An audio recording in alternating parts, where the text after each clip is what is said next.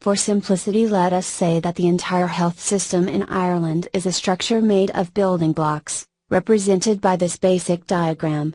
Obviously, all of the building blocks are important, and the weakening of any one block, even the smallest one, would result in significant damage to the overall structure.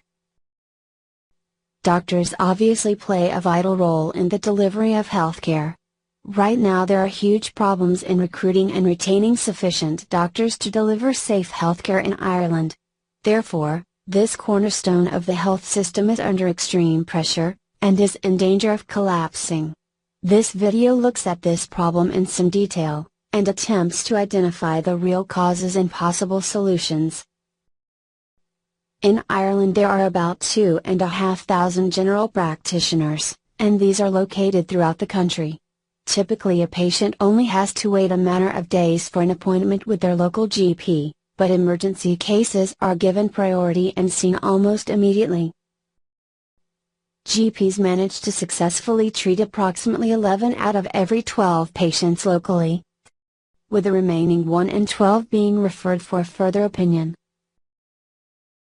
The referral is to a specialist who is normally located either in a public hospital or a private clinic. These hospital consultants head up a team of junior doctors, and it is best to explain this structure by using the pyramid diagram shown here.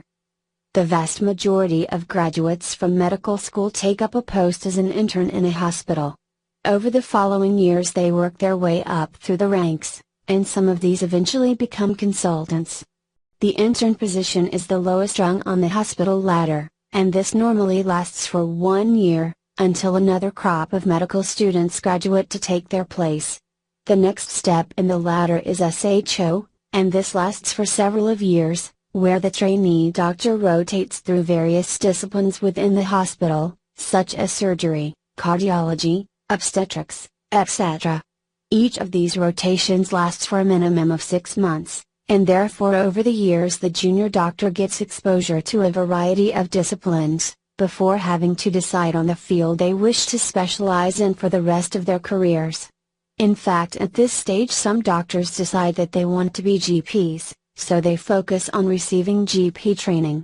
Some junior doctors spend only a few years at SHO level before moving on to become registrars, but for others it can take many years to make it to registrar level. The reasons for this delay can be complex, and may be influenced by the ability of the individual doctors. Doctors who progress to registrar level have decided on the field they wish to specialize in, and are now working at perfecting their skills, while keeping an eye out for a consultant post, which would allow them to climb to the top of the pyramid. The doctors in these categories are collectively referred to as non-consultant hospital doctors, or NCHDs for short. There are about 3,000 consultants in Ireland, which includes full-time and locum positions. In Ireland right now, this structure is creaking at the seams, primarily because Irish-trained junior doctors are choosing to work abroad in increasing numbers. This means that many hospitals are experiencing immense difficulty in recruiting sufficient NCHD doctors to ensure that the wards are properly staffed. Effectively, other team members are having to work harder to compensate for this shortfall. This pattern is taking its toll on the remaining staff, including nurses and consultants. But why do young doctors leave Ireland in such large numbers? There is no one simple answer to this question, but here is a list of the main reasons given when doctors are questioned on this topic. Let us have a look at each of these in turn. Many doctors leave Ireland because they believe that a stint working overseas will help their career progression. This is the way it has been done in Ireland since the late 19th century. Most of the current crop of Irish consultants went to work abroad when they were young doctors, and therefore this culture has become ingrained in the Irish medical system. It is beginning to change, but only very slowly. In fact, some of the older consultants still believe that if it was a requirement for them to have overseas training, then it should also be a requirement for the younger generation. Given that these older guys often sit on the interview panel, This encourages many of our ambitious young doctors to immigrate just to be seen to be ticking the right boxes. The data in this chart was published by National Geographic in 2008. It shows the migration patterns for medical doctors from various countries around the world, into these 4 countries: the United States, the UK, Canada, and Australia. Let's call these the wealthy 4. So for example, for the countries in sub-Saharan Africa, Sudan lost 11.1% of its doctors to the wealthy 4 countries, whereas Ethiopia lost 15.4%, and Ghana 30%. In the Caribbean, many of the poorest countries in the world lose their doctors to the wealthy 4, with Jamaica exporting a staggering 41.4% of its doctors in 2008. In Europe, unfortunately, Ireland leads the field, behaving like a third world country by exporting huge numbers of its highly trained medical practitioners. This data was prepared before the decline of the Celtic tiger, and more recent evidence suggests that migration levels from Ireland is now over 50%, which is a truly shocking statistic for a country that prides itself in being a modern first world economy.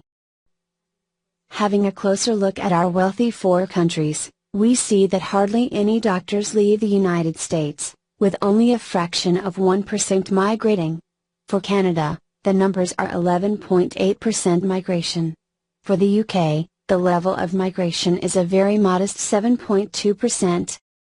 And we can see that most Australian doctors stay in their own country, with only 4% choosing to work abroad. One of the frequent counter-arguments to the picture being painted by this data, is that Ireland is a very small country. Therefore it is argued, that its doctors need to go abroad to gain valuable experience, which they can then bring home. The Irish health system is ranked at number 19 in the world, by the World Health Organization, whereas Malta is ranked number 5. Malta is a tiny country by comparison to Ireland with a population of about 400,000 people, and yet only 15% of its doctors find it necessary to leave. The UK is ranked number 18 by the WHO, and yet only 7.2% of its doctors migrate for work. Greece has a population of 11 million, and is number 14 in the WHO rankings, but only 4% of its doctors leave. So clearly it is difficult to draw a direct link between the size of the population, and how this affects the quality of the health service. Meanwhile, the doctors who have left Ireland are typically being replenished by doctors from countries such as India, ranked 112 by the World Health Organization, or from Pakistan, ranked 122, or from Nigeria ranked 187, etc. Surely there is something fundamentally illogical, that year after year the Irish taxpayer spends precious resources training young doctors to the highest standards, only to export them to another country. To correct this imbalance, our hospitals then have to trawl the world, to recruit replacements, often from poor countries who themselves have a dire shortage of doctors. Very often there are concerns about the qualifications of the incoming doctors, but this gets overlooked in the quest to fill the posts. In addition, fluency in the English language is frequently a problem, which makes communication with patients and colleagues difficult, and this leads to more mistakes being made. There is widespread agreement that some of the doctors being recruited in Ireland today would not have stood a chance of obtaining these positions in previous decades. Unfortunately, the belief that migration is good has become deeply ingrained in the medical profession in Ireland, despite any solid evidence to support how it is helping medical outcomes in this country. In fact, the evidence shows that Ireland's migration is completely out of line with Europe as a whole, where on average less than 2% of doctors migrate. Ireland's WHO ranking is lower than many of its European neighbors, countries who do not even appear on this chart, because most of their doctors practice medicine at home. Examples of small countries are Portugal and Norway. The reality is that Ireland's European neighbours get on just fine without the annual mass migration, which is a feature of the Irish system. By comparison, most other Irish professionals such as accountants, engineers, etc., work at home in Ireland, in a variety of indigenous and multinational companies. Occasionally they do travel abroad for specialized training, but normally this is only for a short period of time, lasting weeks or sometimes months. There is no reason why the medical fraternity should not be able to do the same. We will now turn our attention to the next item on our list, which is pay. This is an extract from a publication in 2013, by the Royal College of Surgeons in Ireland. It lists the typical salary scales for a junior doctor, in each of these three countries, Ireland, the UK, and Australia. So for example, an Irish doctor can earn €55,000 per annum, before tax, and before overtime. While a similar position in the UK will pay a salary of €35,000. And finally, the salary obtainable in Australia is almost €58,000. An indication of the taxes which apply in each of the jurisdictions is shown here in the right-hand column. And indeed many people are impressed by the fact that the first 30% of income is tax-free in Australia. However, when you work through the numbers in detail, you find that a doctor on €55,000 will take home about €38,000 per annum, in Ireland. Whereas a similar doctor working in the UK, on €35,000 will take home €30,000 per annum. And finally a doctor in Australia on €58,000, will take home €42,000 per annum. The difference in net take-home pay between Ireland and Australia is only €4,000 per annum, which is hardly earth-shattering. And in reality this is unlikely to be the main factor in encouraging doctors to travel halfway around the world. Granted, the standard working week in Ireland is 10 hours longer than in Australia. So Australian doctors begin earning overtime after 38 hours, whereas, in Ireland overtime does not kick in until 48 hours have been worked.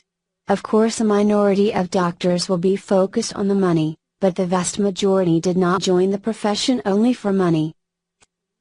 In any event, according to an OECD report, published in 2014, Irish doctors are amongst the best paid in the world, both at GP and hospital consultant level. The report indicates that a typical hospital consultant in Ireland has the capacity to earn €170,000 per annum, from public work alone. In fact, as we will see shortly, many earn much more than this through their private work. So the evidence shows that Ireland's rates of pay are in fact highly competitive across all grades, and that GPs and consultants are amongst the best paid in the world.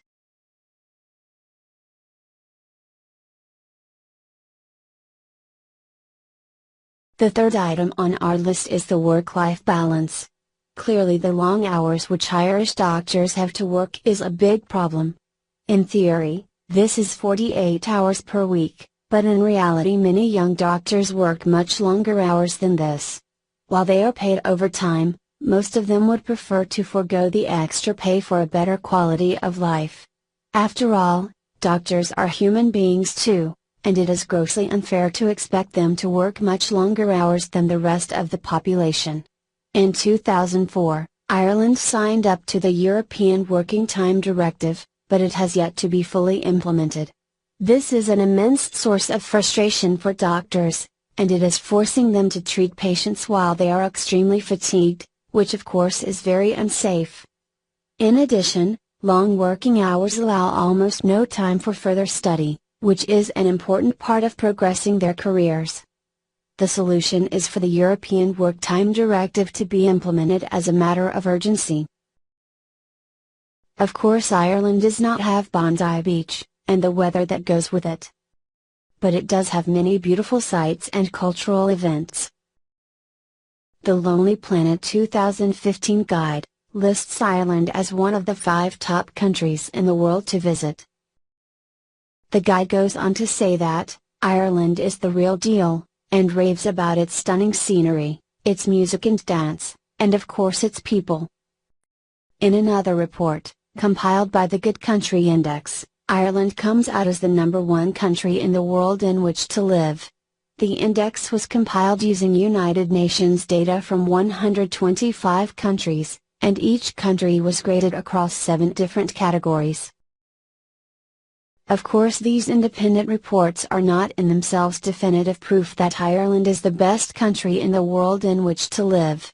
But it is interesting to note that the wealthy 4 countries do not achieve high rankings on these lists, so it is reasonable to conclude that Ireland is one of the best countries in the world in which to live and raise a family. Once the issue of non-compliance with the European Working Time Directive is eventually resolved, it is reasonable to expect that the work-life balance for junior doctors in Ireland will improve dramatically, making it a very attractive country for them to work in.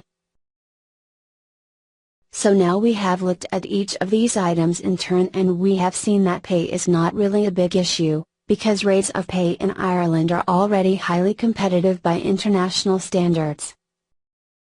With the implementation of the European Working Time Directive, which hopefully will be soon, the work-life balance for NCHDs should improve dramatically. Therefore, the doctors will no longer be compelled to work excessive hours, thus allowing them to live more normal lives. We have also looked at the issue of career progression and seen that the culture in Ireland, over many generations, has been for junior doctors to go abroad for prolonged periods and for some of these to eventually return home to work as consultants. The ideal scenario would be for most NCHDs to stay at home to practice medicine, similar to what happens in all other European countries. Clearly, if this happens, this will create more homegrown registrars, who will want to advance the final rung in the ladder and become consultants. However, if they are not appointed to consultant posts within a reasonable time frame, they are likely to travel abroad to secure that promotion. Various international comparisons show that Ireland does not have enough consultants. And the number should be closer to 6,000, given the size of its population. With 6,000 consultants, the health system could go a long way towards delivering a consultant-led service, instead of the current situation, where only some patients get to see the consultant, and others are looked after by fatigued junior doctors.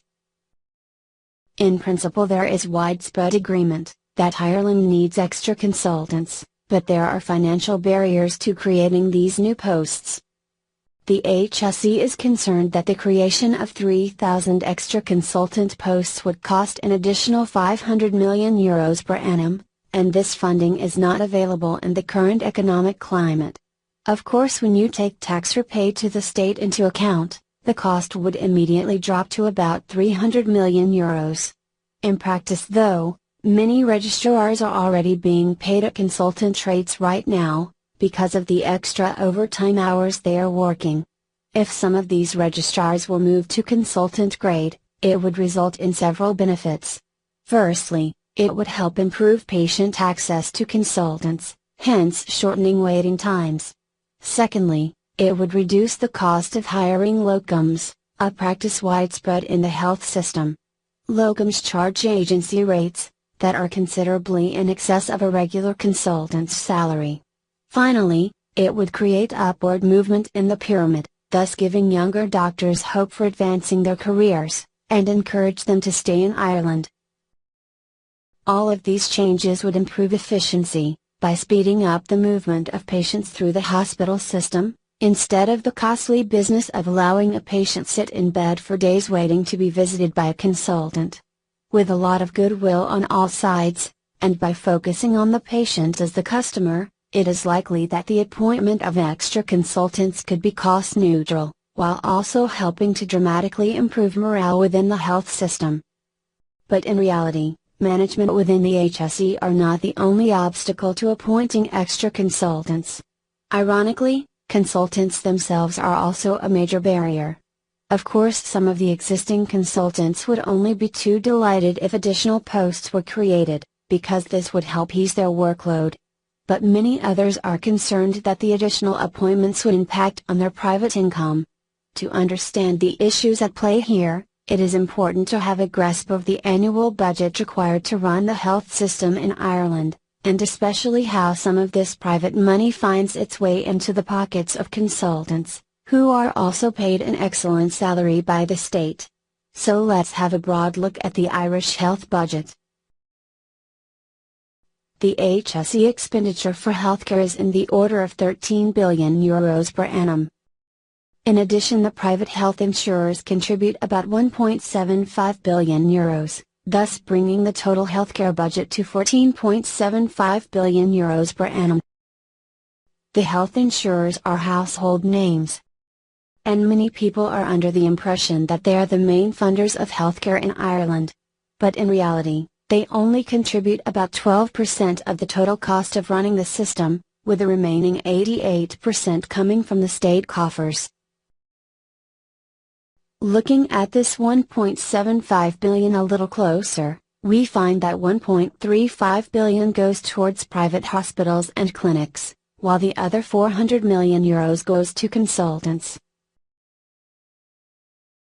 As seen earlier, according to the OECD, the average hospital consultant in Ireland is paid €170,000 per annum. When this €400 million is divided among 3,000 consultants, this works out at an annual average private income of about €130,000 per consultant. Of course, this is an average only, and in practice some consultants do not earn any private income, which logically means that others are making much more than €130,000, and in many instances their private income exceeds their public salary. You are now beginning to see where consultants who earn large private incomes may feel threatened by the creation of many more new consultant posts. It is simple mathematics: if the €400 million has to be shared by a larger number of people, then clearly the private income per head will decline. In addition, if there are more consultants, the patient will have to wait less time for an appointment, and hence less people will feel the need to go the private route. Many consultants do not want to see this system changing, at least until they retire. They take the view that if they had to wait in line to join this club, then so too should the younger doctors.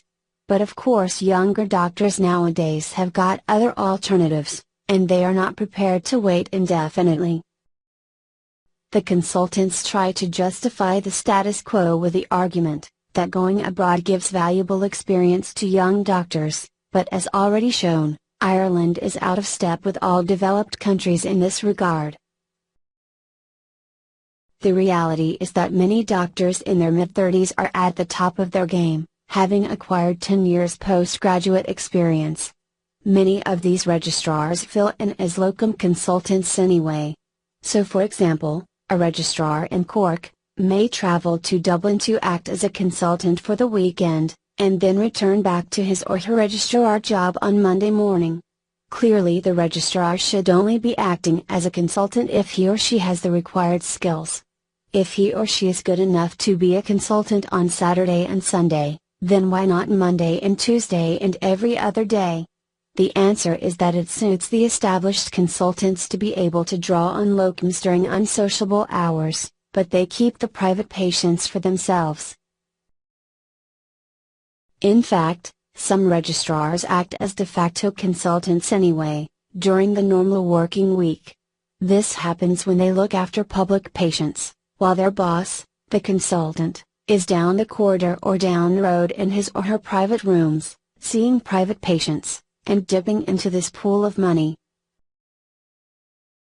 Another advantage of having more consultants is that patients can then have access to a consultant around the clock, 24 hours a day, 7 days a week. This is known as a consultant-led service. Currently, in some hospitals, a consultant may only do a ward round twice a week, say on a Tuesday and a Friday morning. If a patient arrives in the hospital at say Friday lunchtime, they may have to wait in hospital until the following Tuesday, even though they could have been discharged on Friday evening, had a consultant been available.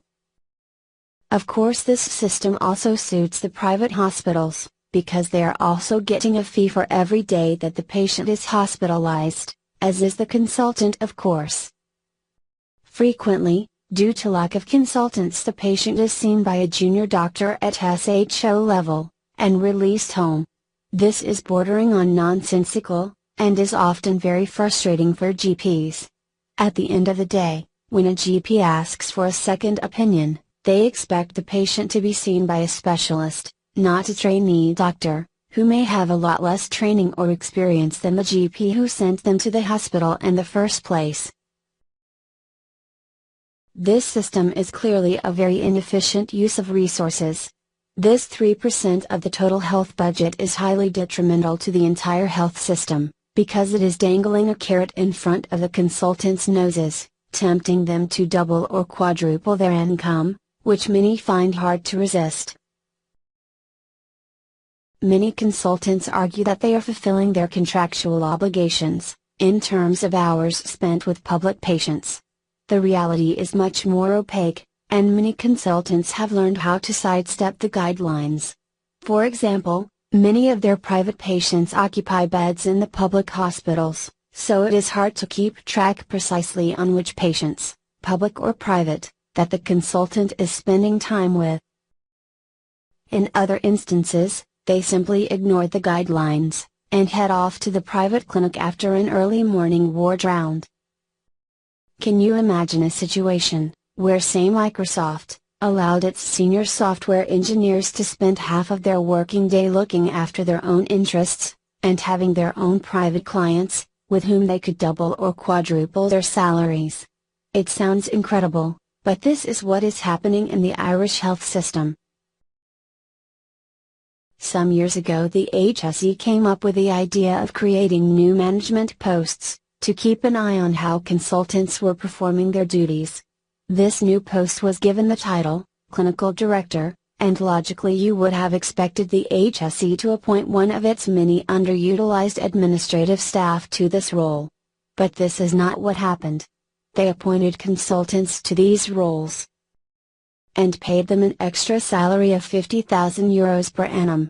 It is hard to fathom why an existing administrator could not have carried out this function, given that there was already a shortage of doctors.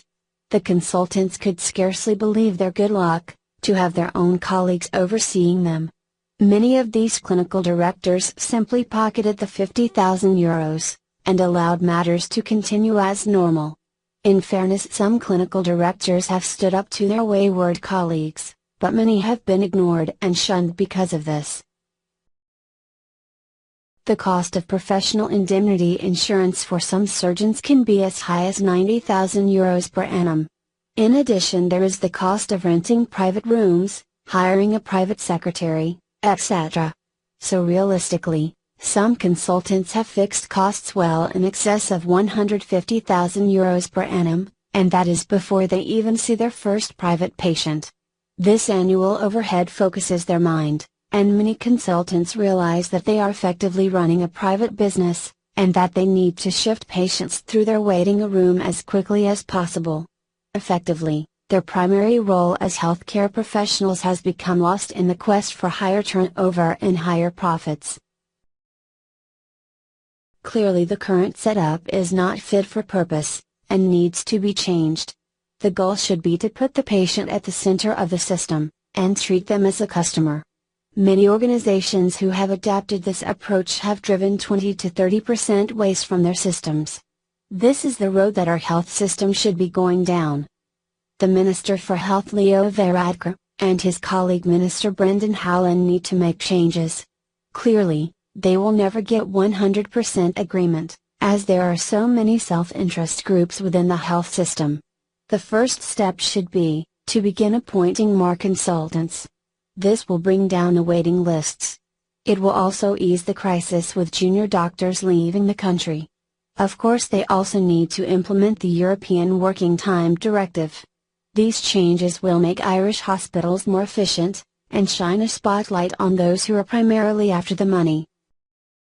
While some of the existing consultants will complain, what can they do about it? They are hardly likely to immigrate in great numbers at this stage in their lives, because after all, Ireland is one of the highest paying countries in the world. They could of course leave the public hospitals, and work full-time in the private ones. That may not be a bad thing, as it would create more opportunities for junior doctors to advance to consultant level. Most countries have a mix of public and private healthcare, and this is good for competition, and should be encouraged. But there needs to be balance. The current system is inequitable, because it allows private patients who pay just 12% of the overall budget, to gain fast-track access to consultants every time. In other words, even though the government pays for 88% of the cost of healthcare, public patients must wait much longer than private patients to access the system, very often with detrimental effects on their health. In addition, they are excluded from certain private hospitals and procedures. Surely this is not fair. You can see how private patients are entitled to fast-track access 12% of the time, because they pay 12% of the bills, but thereafter, access should be shared between private and public on a pro-rata basis, because it is the government that is footing the 88% part of the bill, on behalf of all citizens. But of course this is not what happens, because the consultants get to pick whom they want to see next. And of course it is almost always the private patient who gets priority, because they give the consultant access to this pool of money. The Irish government should be standing up for all of its citizens on an equal footing. The logical way to achieve this goal is to introduce universal healthcare, where access is based on need and where the money follows the patient. This system will still allow and encourage private healthcare, as long as it delivers value for money in a fair and equitable way. Of course, the health system in Ireland extends far beyond the role that doctors play. However, in practice, when people become ill, they are primarily interested in being treated by a doctor. Right now, the shortage and the quality of doctors in Ireland is reaching crisis point. This is undermining the efficiency of the entire health system, and is likely to get worse unless decisive action is taken.